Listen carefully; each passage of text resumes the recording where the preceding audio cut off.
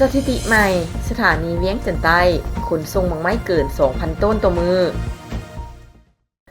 ข้อมูลจากบริษัททางรถไฟลาวจีนให้รู้ว่า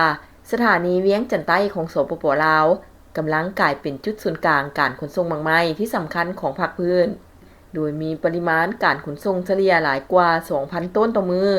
มังไม้เขตฮอนจากไทยมาเลเซียลาวและประเทศอื่นๆถูกขนส่งผ่านทางรถไฟจีนลาวเข้าสู่ตลาดจีนอย่างมีประสิทธิภาพโดยในเดือนเมษายนที่ผ่านมามีปริมาณหมากไม้ที่ขนส่งผ่านสถานีแห่งนี้เกิน 20,000 ต้นหมากไม้เขตฮ้อนที่นิยมเช่นทุเรียนและหมากม่วงจากไทยมาเลเซียลาวและประเทศอื่นๆถูกขนส่งไปจีนผ่านทางรถไฟจีนลาวซึ่งเป็นช่องทางที่ปลอดภัยมีประสิทธิภาพและสะดวกการขนส่งทางรถไฟช่วยลดเวลาในการขนส่งลดพรการสูญเสียหมากไม้และรับประกันคุณภาพให้แก่ผู้บริโภคโดยเฉพาะหมากไม้ที่เก็บรักษาไว้ได้บ่ดนเช่นทุเรียนและมะม่วงการขนส่งไว้มีความสำคัญหลายผ่านทางรถไฟจีนลาวหมากไม้จากภาคพื้นสามารถไปฮอดจีนได้ในเวลาอันสั้นซึ่งตอบสนองความต้องการของตลาดจีนเพื่อรับมือกับความต้องการที่เพิ่มขึ้นสถานีเวียงจันทน์ใต้ได้ปรับปรุงการจัดตั้งและเพิ่มจำนวนรถไฟสำหรับขนส่งหมากไม้พร้อมกันนี้สถานีได้ร่วมมือกับภาคส่วนที่เกี่ยวข้องเพื่อจัดตั้งมาตรการทรงเขียวและใบแจ้งการล่วงหน้าเพื่อเฮ็ดให้การขนส่งหมากไม้เข้าสู่ตลาดจีนได้อย่างว่องไว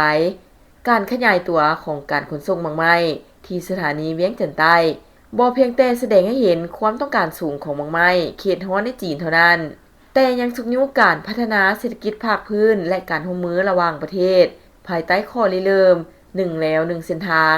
ในอนาคตการปรับปรุงพื้นฐานโครงสร้างและการร่วมมือทางด้านเศรษฐกิจจะช่วยให้สถานีเวียงจันทน์ใต้มีบทบาทหลายขึ้นในการเชื่อมโตการค้าหมากไม้ในภาคพื้นสบายดีท่านกำลังซอกดินอยู่แม่นบ่แนะนำดินจัดสรรแบ่งขายบ้านนาไห้เมืองหาดทรายฟองนครหลวงเวียงจันทน์อยู่ใกล้ๆตลาดดงคำสร้างนี่ยังมีหลายตอนให้ทานได้เลือกหรือมาแทกตามความต้องการเลยราคาจับต้องได้สามารถจ่ายสดหรือผ่อนก็ได้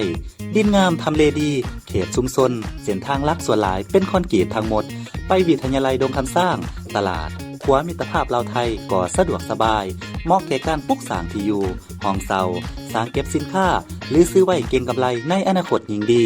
โครงการพวกเฮามีทางปูยางกว้าง6เมตรมีน้ำประปาไฟฟ้าพร้อมของแถมดินจีซีมังเสาหัวที่สำคัญได้ใบตาดินขอบทองจ่ายก่อน 30% เข้ามาปลูกสร้างได้เลยสนใจสอบถามที่เบอร์